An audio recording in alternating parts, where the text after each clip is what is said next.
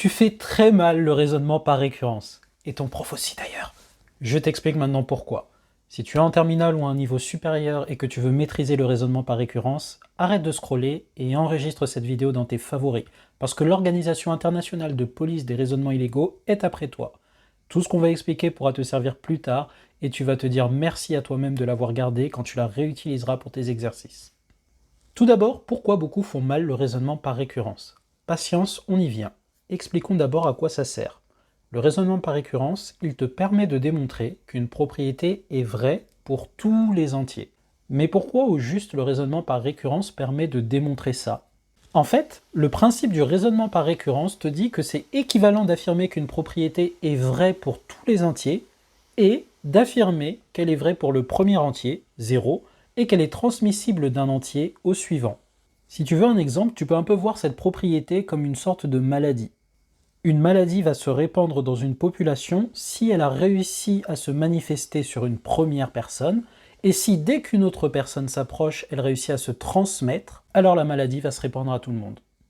Donc dire qu'une propriété est vraie pour tout entier n plus grand que 0, c'est la même chose que dire qu'elle est vraie pour 0 et qu'elle est transmissible d'un entier à l'autre.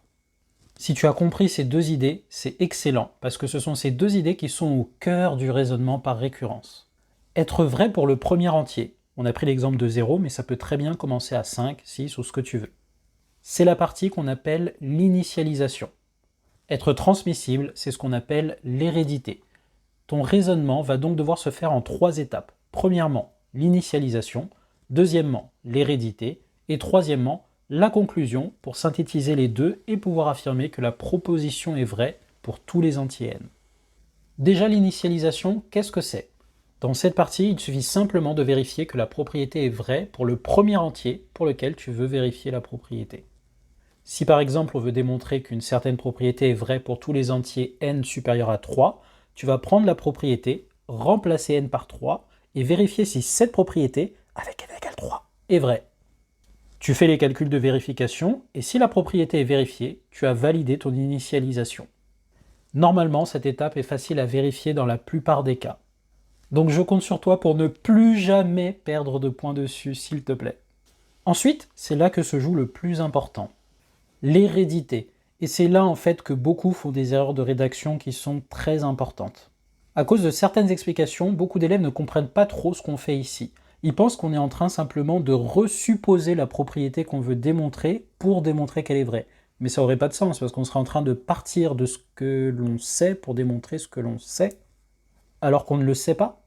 Non, écoute bien ça. Dans cette étape, on ne cherche pas à montrer la propriété qui est le but du raisonnement par récurrence, et encore moins à partir de cette même propriété. Non, ici ce qu'on démontre, c'est que quel que soit n, quand l'affirmation est vraie pour n, elle est vraie pour n plus 1. Tu vois la différence? On ne démontre pas que quel que soit n, l'affirmation est vraie. On démontre que quel que soit n, quand l'affirmation est vraie pour n, elle est vraie pour n plus 1. C'est pour ça qu'on appelle cette phase l'hérédité. On essaye de montrer que quelque chose se transmet. Ça ne dit pas que c'est vrai pour tous les entiers, ça dit juste que quand c'est vrai pour un entier, c'est vrai pour le suivant. Donc pour bien rédiger une hérédité, vu que tu cherches à démontrer que quel que soit n, la propriété se transmet, il faut que tu écrives soit n un entier naturel quelconque, si tu commences à partir de 0, tel que la propriété est vraie, montrons que la propriété est vraie au rang n plus 1. Alors oui, je sais, tu as peut-être vu des vidéos ou des explications de cours qui t'ont dit « on commence la rédaction en disant « supposons qu'il existe un entier pour lequel la propriété est vraie ». Mais cette façon de rédiger n'est pas correcte et n'est pas à proprement parler une démonstration de l'hérédité. Parce que normalement, supposer que la propriété est vraie pour un entier n et montrer pour le suivant, ça veut juste dire que tu le fais pour un seul entier. Mais l'hérédité, c'est dire que pour tous les entiers, quand la propriété est vraie, elle est vraie pour le suivant. Donc tu es en train de démontrer que si elle est vraie pour 1, elle est vraie pour 2, si elle est vraie pour 17, elle est vraie pour 18. Ensuite, tu vas faire tes calculs en utilisant ce qu'on appelle l'hypothèse de récurrence.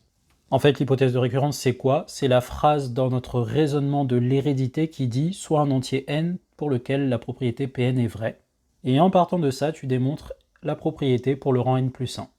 Pour que cette phase fonctionne, et tu as dû le remarquer dans pas mal d'exercices, il faut que tu aies appris à repérer comment transformer la propriété au rang n en la propriété au rang n plus 1, bien sûr en faisant des opérations mathématiques valides.